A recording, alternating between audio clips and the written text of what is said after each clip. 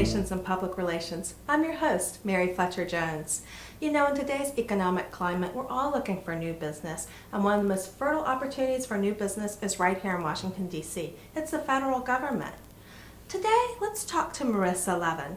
Marissa is CEO of Information Experts, an award-winning, woman-owned strategic communications firm located here in Reston, Virginia. Marissa's firm works with more than a dozen federal agencies and has been awarded many government contracts. Marissa also is the DC Women's entrepreneurship columnist for Examiner.com.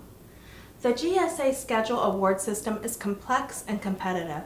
I've asked Marissa here today to talk to us about the GSA Schedule and tell us what communications professionals should know to take advantage of this significant business opportunity. Marissa, thanks for joining us today. Thank you for having me. Now tell me, what does your business do now?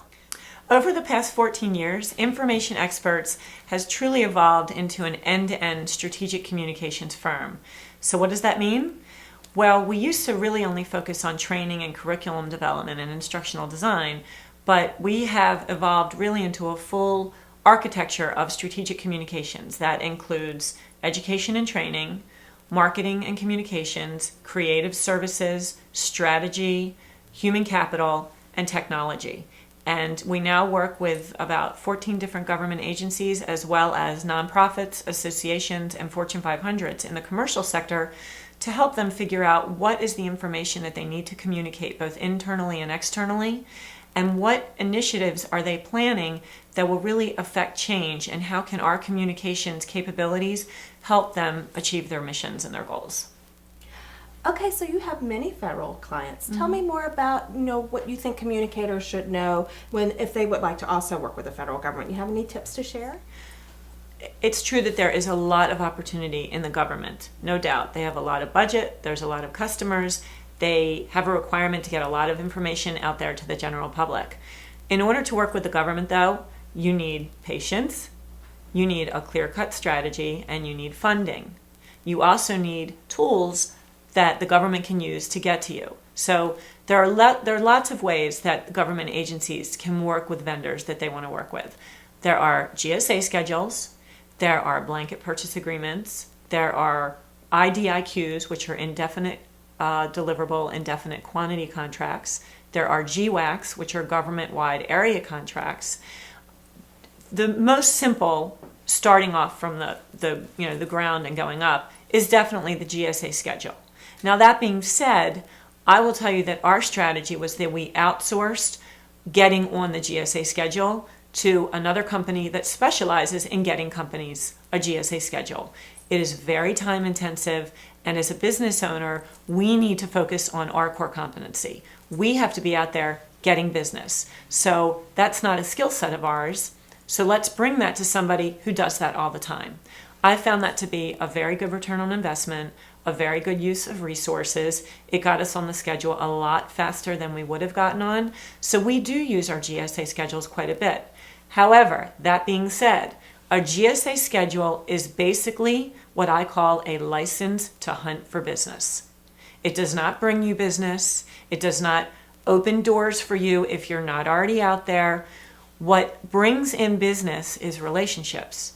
You have to have your feet on the street. You need to be networking.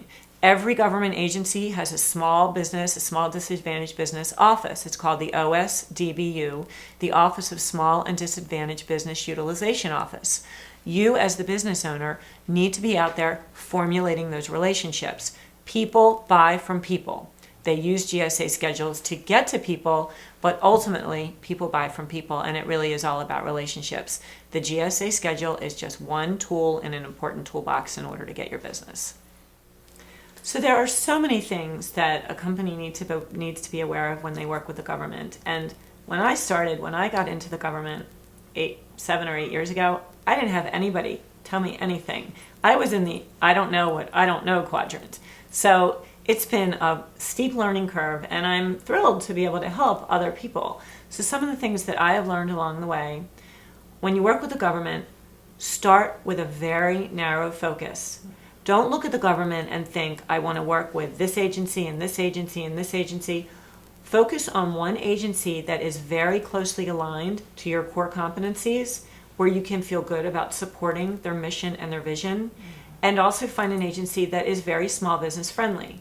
Some are more small business friendly than others. So do a little bit of your legwork, find out which agencies you think you'll be able to kind of get the first contracts with, and really work to develop your relationship in that agency, both directly and indirectly with the prime vendors that are already in there.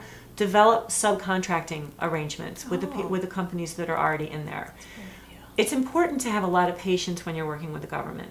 It's also important to have a strong financial infrastructure. Two things can put a company out of business: unmanaged growth and undercapitalization.